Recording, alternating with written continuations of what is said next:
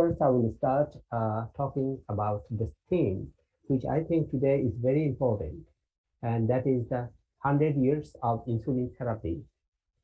And this is we all know, but what we like to emphasize the challenges that is related to the ethnicity, the ethnic diversity, and the challenges for this insulin therapy.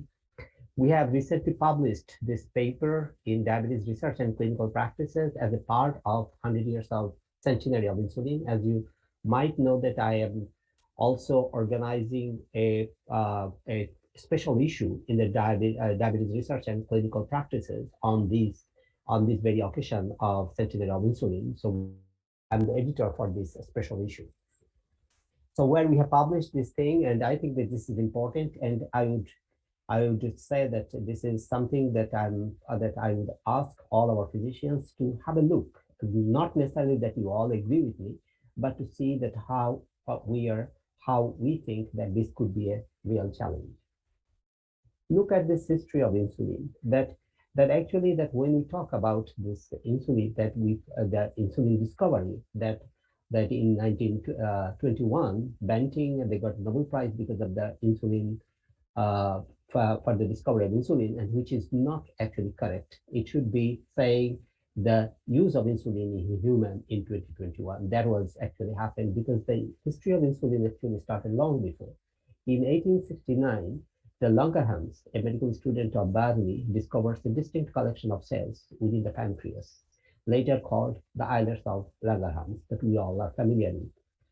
In actually 1901, Eugen Opie discovered that the islets of Langerhans produced the insulin and that the destruction of these cells resulted in diabetes.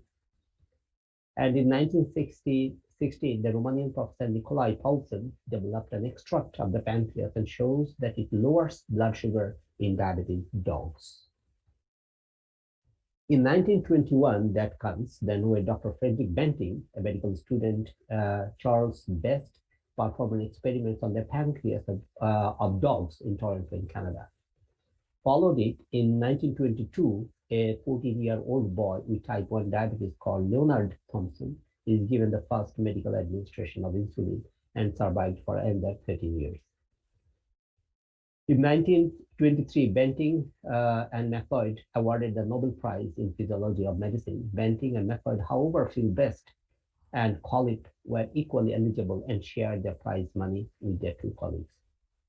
So that is a little bit of history. So that was we see that we should not have confusion that actually the insulin was discovered in 1921.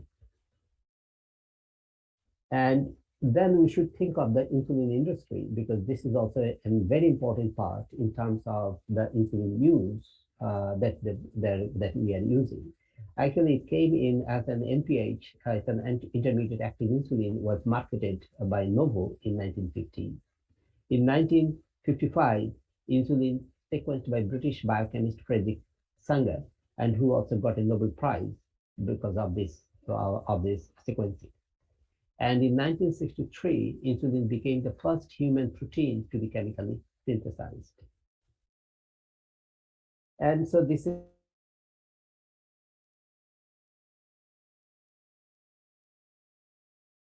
1982 synthetic insulin is renamed as human insulin. And 1985, Novo Nordisk introduced the insulin pen.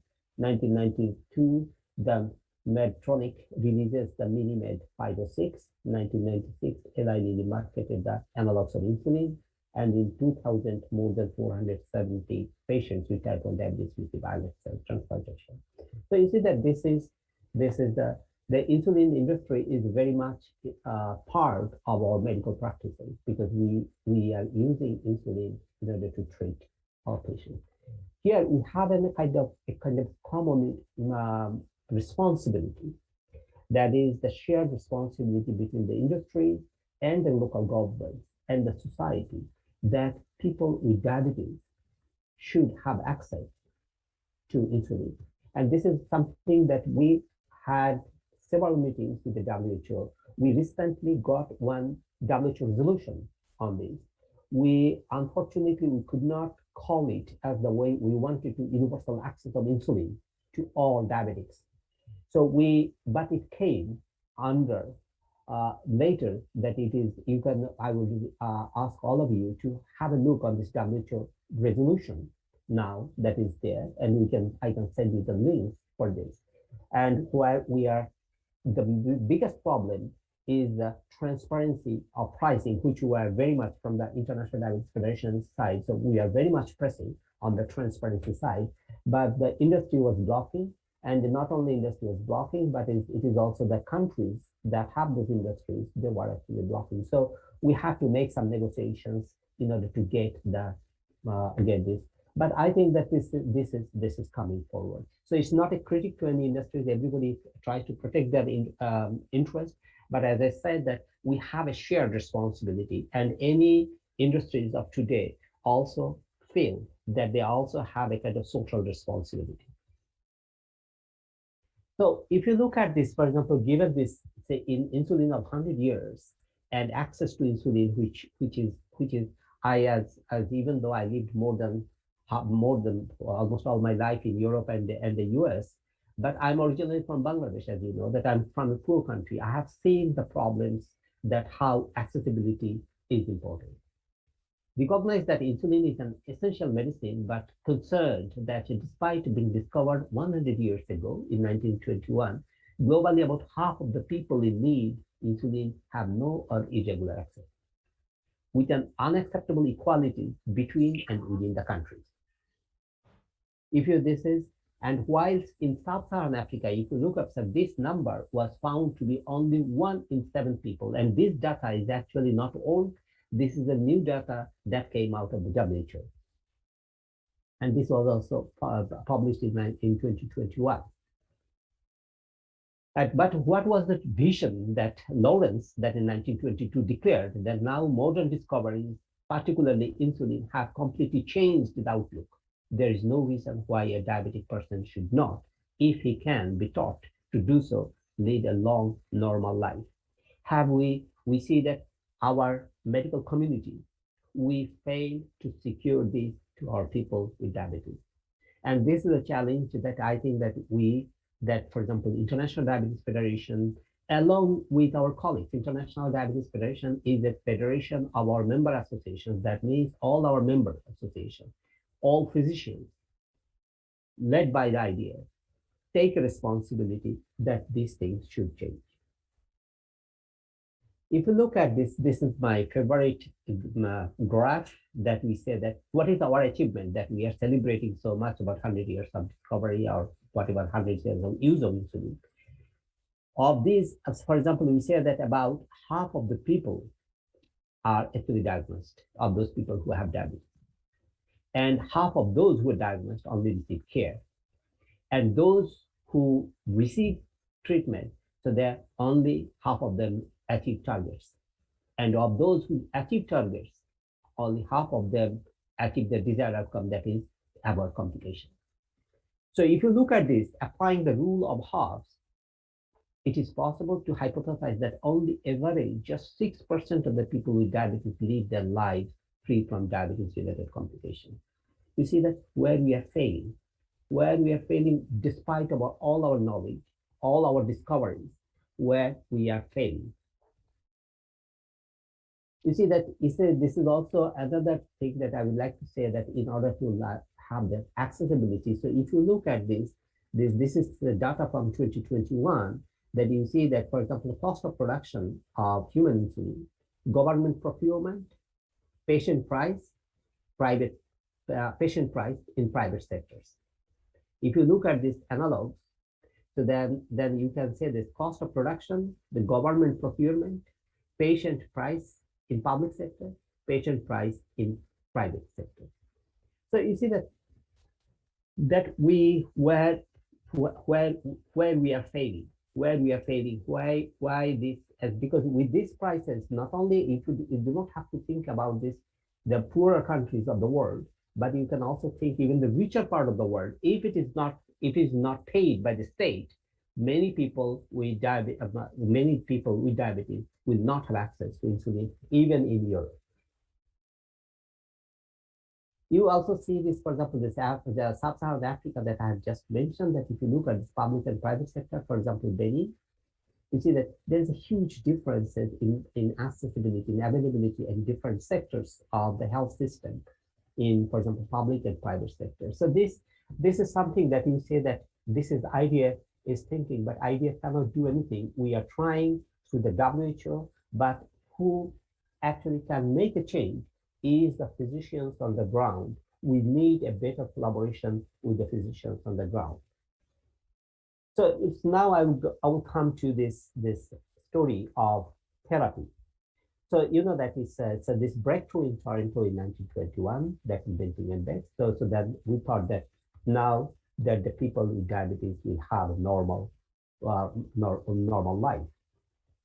So if you look at this insulin therapy as a kind of brief history, so the first formula proposed in 1922 was also weight-based and calculated conservatively to prevent hypoglycemia and preserve the limited amount of insulin available.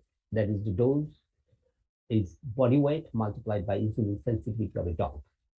You see, so you see that we have used this body weight as a kind of proxy measure for insulin resistance from the very beginning in 1922.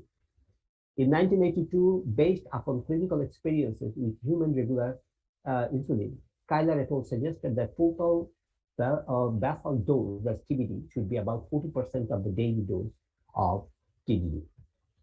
In 1998, the rule of 3 was proposed for estimating carbohydrate to insulin ratio. And this is quite important that when we see this, for example, carbohydrate to insulin ratio, because the conversion from carbohydrate to glucose, actually, I will show you that it differs significantly by ethnicity. And we also know that, for example, body weight related to the insulin resistance also differs very much by ethnicity. The current formula of estimating the correction factor, the CF, are based on the suggestions by Davidson et al. By 1500 rules, later modified to 1700 of CF, 1700 by TDD. So these are the correction factors, and this is the brief history of insulin therapy. If you look at it. If you look at it, we know that this basal insulin is, that we all are familiar with this, that for example, the weight and the bolus requirement, the carbohydrate ratio, and correction factors. Look at this, for example, diabetes component pathways. Look at this figure, and then you can see that, for example, you look at this, for example, these are the type 2 diabetes. These are the monogenic forms. We are not talking about the monogenic forms, we are talking about type 2 diabetes. You see that these are the in the component pathways. So we have obesity, we have insulin action, insulin resistance, adipose tissues, inflammation, fat distribution, and beta cell function. Looking at these, that all these factors do not affect all people with diabetes in equal proportion. You see that there is a great variety in terms of by ethnicity, which I'm going to show. Today, you also know that, for example, this WHO is coming up with the subtypes of type 2, that it is not only type 2, so that means that we need to treat this type 2 patients differently. So if you look at this figure that you all know that, for example, that how, for example, this weight that we just talked about, this normal, overweight, and obese, that weight, that how it is different. These are the people in the US, all people are in the US, living in the US, the Europeans, the Mexicans, the South Americans, the Russians, the Africans, the Middle East, Indian subcontinent, Central Asia, and Southeast Asia. So you see that, for example, how the obesity is actually affecting in different ways.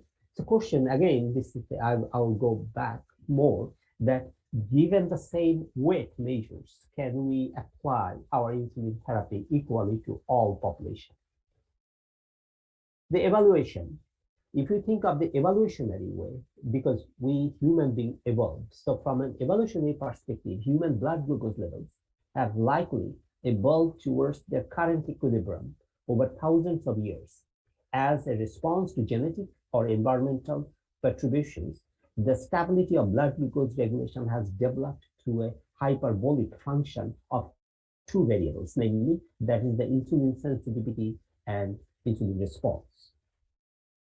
Second, Global migration and behavioral changes may have made some adjustments in factors that influences insulin sensitivity and secretion, such as body size, composition, energy expenditure, storage, heat production. As these factors change, novel genetic variations or mutations may have pushed some subpopulations to different points of stability. And this is important for us to understand that, for example, we said that why the diabetes is increasing, because there is a kind of change from our origin evolutionary, the way that this insulin sensitivity and insulin response to an hyperbolic function that stabilized, that has changed. Look at this figure that we talk about genetic predisposition. You see that even the racial ethnic differences in the burden of type 2 diabetes over the life course, because this is the USA and the population. This is the cumulative distribution of genetic risk scores for type 2 diabetes, calculated by summing the number of risk alleles weighted by published effect size across 63 published variables. So you see that this, for example, if you look at this, for example, genetic risk scores, when your risk score is more than 7.5 around, then probably there is no difference. But beforehand, there is a big difference. So you see that genetic predisposition, that is affecting all population, but this is not a kind of, this is not a way, because we also know that, for example, there is one thing is the genetic predisposition. Another thing is genetic expression in order to develop the disease. So we know that this expression, in order to prevention, that now is going back to the prevention from avoiding the expression, it is also different in different populations. This is a very interesting picture that I would like to show you, that this is the kind of insulin sensitivity index at the bottom that you can look at. This is the insulin sensitivity index, and this is the acute insulin response to glucose. So you are three populations. This is the African, the Caucasians, and East Asians. That is the Japanese, the Far East population. That is Japanese, Chinese, and the Koreans. If you look at this insulin sensitivity index, that you see that if you look at this Africans, that they have a kind of very high acute insulin response to glucose. But if you look at this insulin sensitivity, that means they have lower insulin sensitivity, but they have higher production of insulin than the African population. East Asians, on the other hand, if you look at this East Asians, so you see that they have a higher level of insulin sensitivity, but they have lower insulin production. So you can imagine that in this population, that if you increase the insulin sensitive insulin resistance in this population, number of people, for example, due to the obesity that we are looking, the economies in transition, there will be huge rise in terms of diabetes. Whereas the Caucasians, you can see that they are more balanced. They also have production of insulin. They also have insulin sensitive, but they are more balanced in the middle. So we see that from the very beginning, if you look at this, that natural predisposition of our biology, then we are different in terms of insulin sensitivity and insulin response to glucose. You can also look at this, for example, this beta cell workload that we talk about this. For example, if you look this Caucasians, that beta cell, and in terms of obesity and insulin resistance, and you look at this beta cell mass, if you look at this Asians, that's Japanese here, then you can see this. For example, if you see this even in normal glucose tolerance, when you have normal glucose tolerance, what is the beta cell mass here, for example, for the Asians compared to the Caucasians? You see that we are born different. And this is also one interesting slide that I would like to show. This is a Black African and the white Europeans. Again, this looking at this insulin sensitivity and insulin response. And you see that insulin response is based on insulin secretion and hepatic insulin clearance that gives this kind of response to insulin. And you see that where the Black Africans, then again, you see that they have a kind of higher production and lower sensitivity, contrary to the white Europeans. So you see that this, therefore question why I'm bringing it again, that whether we can apply the same formula for calculation for insulin therapy. If you look at this figure here, you can this is a schematic presentation of the pathogenesis of type 2 diabetes in African women, Black Africans presenting phenotype of low insulin sensitivity and hyperinsulinemia. This is it.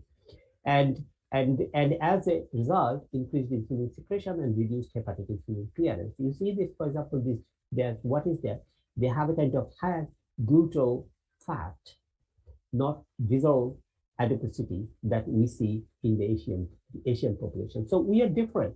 Here you see that, for example, you have because of this adipose tissues in gluteal fat. So then you have some hypertrophy, fibrosis, inflammation, and glucocorticoid receptors which go down. That results in hyperinsulinemia and peripheral insulin sensitivity.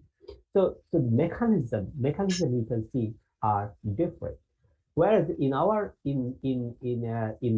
our Asian population, that we know that they have a low BMI and a large waist circumference in Asian population. I will show you this picture that I know that Professor Yaznik is here, and I think that he made a kind of revolution with this picture, that the Indian thin fat baby. So we all know this that they have, this is the Indian baby who has much more fats. So which is Chittaranjan Yaznik, that he published it, and this is a kind of marker for us to understand the differences. You can say that this is also the same Yaznik and his colleague. You can see that identical BMI, but the body fat percentage is more than double. We look at this picture of giving this kind of same individual to same body fat percentages and BMI. This is the European, and this is the Asian, South Asian. Then we see that liters of visceral fat given the same amount, it's not a difference in the same body fat percentages and BMI. Then we have about 1 liters of visceral fat compared to 3.7 liters of visceral fat. And for example, if we look at the waist circumferences with the same body fat percentages, age, sex, and waist circumference of 84 centimeters, we say it's about again 1 to 2 liters of visceral fat in the Caucasian, whereas our Indian has a 4.2 liters of visceral fat. So we can see this also affects, for example, the Africans, Caucasians, and the Asians. You see that the Asians we have the highest number of visceral fat compared to the gluteal fat that we saw in the African population. And the relationship of fasting and post hepatic insulin delivery and insulin resistance. If you look at this, for example, hepatic insulin and delivery, then you can see that there is with the insulin sensitivity with that there will be decreasing post-hepatic insulin. And this also affects on the level of obesity. We know that our obesity, we are not overweight, but we are kind of central obesity. But this picture doesn't show about the central obesity. This talks about the general obesity. But we know that 50% of the people in India, Bangladesh, that actually the diabetic population are not overweight. And this is something that we also need to think, that or even more than 50% population, because of the rising of diabetes in the rural population, that more than 50% of the people are actually lean. See about this glucose tolerance. For example, these Caucasians, the insulinogenic index and the insulin resistance, for example, in Caucasians and the Japanese. You see that this is all very, very different. Glucose in terms of glucose tolerance test in the Caucasians, in the normal glucose tolerance, impaired glucose tolerance, and diabetes. You see that this for example, these IGTs in Caucasians compared to Japanese. That so how we can have the same therapy. If you see this blood glucose, this is the Caucasian and the Han Chinese, and this is also published, and this is quite interesting that given the same amount of rice to a Caucasian, they produce, compared to a Chinese, the Chinese produce about 3 times more. Then that is again coming to the carbohydrate ratio, that how you calculate the carbohydrates. Because the Caucasian produces far less glucose compared to a Chinese. And the therapies that we have, the formulas that it is mainly based on the American food. And we know that even the carbohydrates, given the same carbohydrates, for example, rice to, for example, potatoes, the amount of carbohydrates are different. So, uh,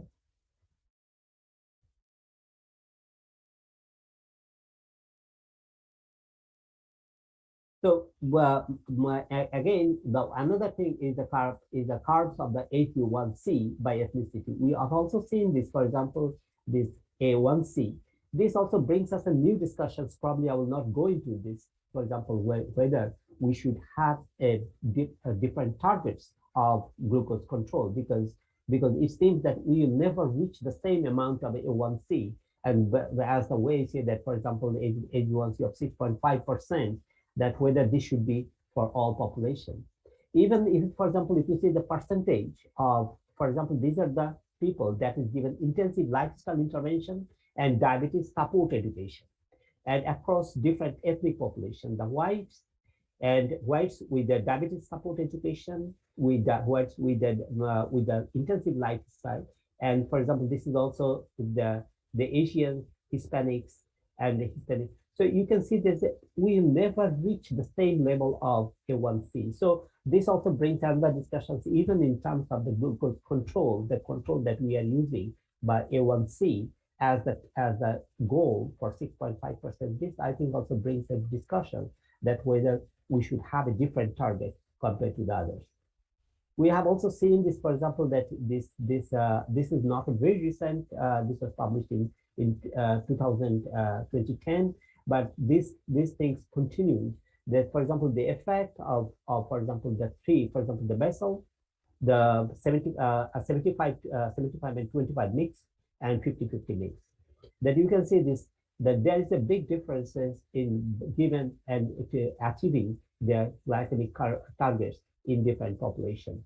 They always differ. And this is also the ethnic differences in glycemic, blood pressure, and lipids. So you can see this, for example, A1C of less than 0.7, blood pressure 140 by 80, or LDL, for example, less than 2.5. You see that there is a difference. So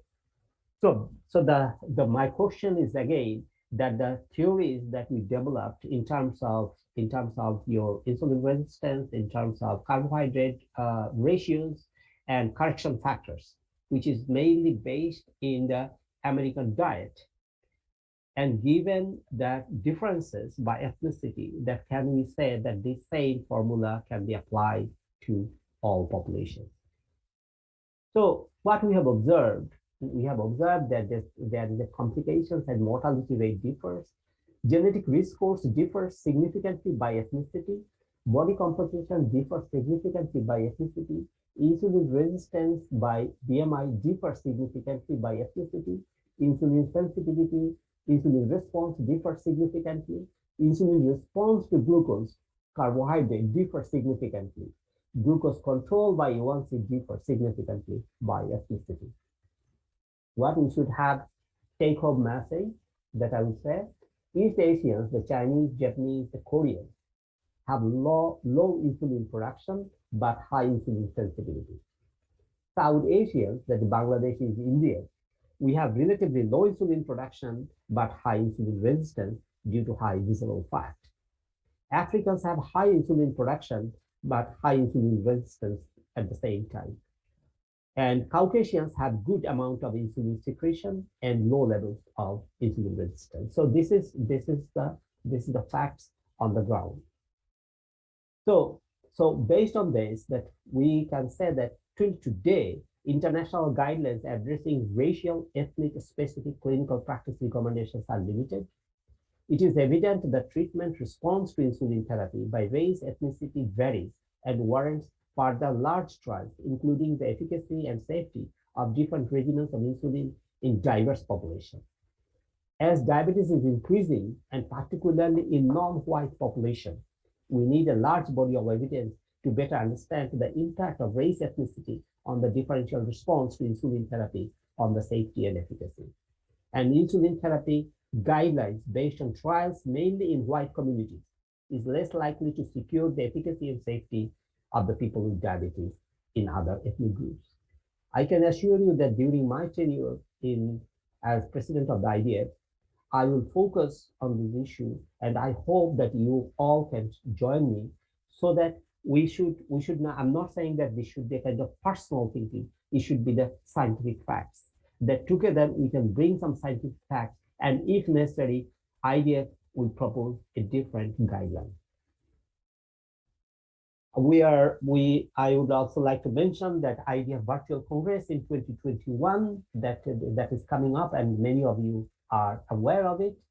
This is the registration is going on, and the abstract is still open until 31st of July.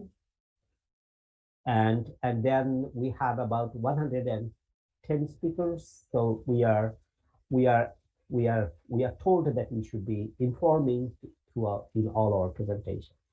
And with these words, I would like to say Dhanyavad.